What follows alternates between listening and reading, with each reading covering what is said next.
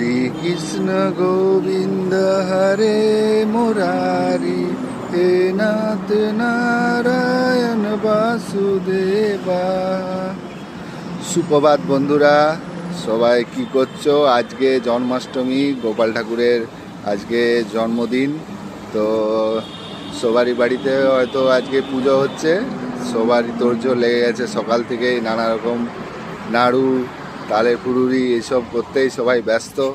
আজকে হয়তো সবাই ব্যস্ত থাকবে, তাও মনে হয় আজকে সকাল সকাল সবাই উঠে পড়েছে, তো সবাই আজকে মোটামুটি ব্যস্তই থাকবে।